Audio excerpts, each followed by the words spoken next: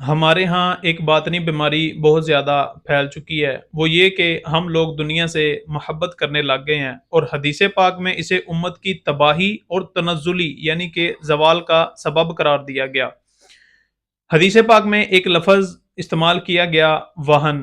اس کا کیا معنی ہے؟ آئیے حدیث پاک میں دیکھتے ہیں۔ نبی پاک صلی اللہ علیہ وآلہ وسلم نے ارشاد فرمایا کہ ایک وقت ایسا آئے گا کہ تم لوگ تعداد میں بہت زیادہ ہوگے، لیکن تمہاری حیثیت سمندر کی جا کی طرح ہو جائے گی، تمہارا روب دشمن کے دل سے ختم ہو جائے گا۔ اس تنزلی، اس زوال کا سبب کیا؟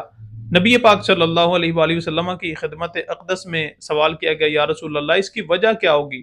فرمایا کہ اللہ کریم تمہارے دل میں وہن ڈال دے گا۔ عرض کیا یا رسول اللہ یہ وہن کیا ہے؟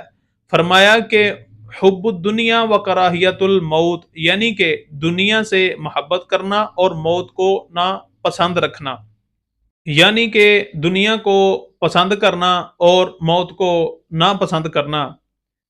لیکن یہ بندہ مومن کی شان بالکل نہیں۔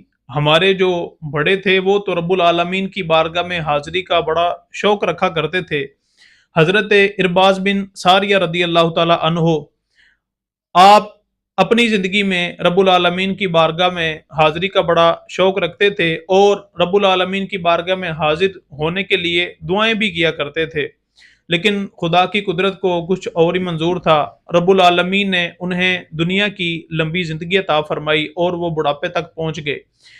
ایک دن یوں ہوا کہ وہ دمشق کی جامع مسجد میں نماز ادا کرنے کے لیے گئے، اور نماز کے بعد یوں دعا کرنی شروع کی کہ یا اللہ پاک، اب تو میں بوڑھا ہو چکا ہوں، اب تو میں بڑھاپے کو پہنچ گیا ہوں، اب تو مجھے اپنی پاک بارگاہ میں حاضری کا شرف عطا فرما دے۔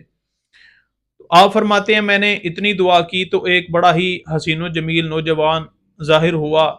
اس نے سبز رنگ کی چادر لپیٹی ہوئی ہے۔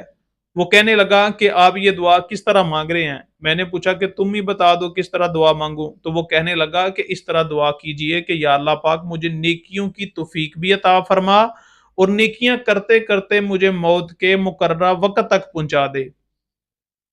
آپ فرماتے ہیں کہ میں نے اس نوجوان سے کہا کہ اللہ تمہارے حال پر رحم فرمائے، تم ہو کون؟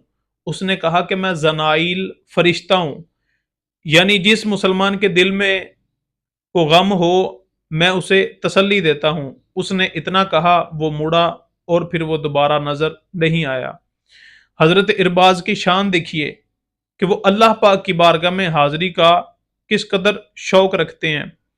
اور یہاں یہ بات بھی قابل توجہ ہے کہ دنیا کی تکلیف اور مصیبت کی وجہ سے موت کی تمنا کرنا تو ویسے ہی منع ہے، اللہ پاک کی بارگاہ میں حاضری کا شوق رکھتے ہوئے جو دعا کر رہے ہیں اس میں بھی فرشتے نے آ کر یہ توجہ دلائی کہ آپ محتاط الفاظ کے ساتھ دعا مانگے۔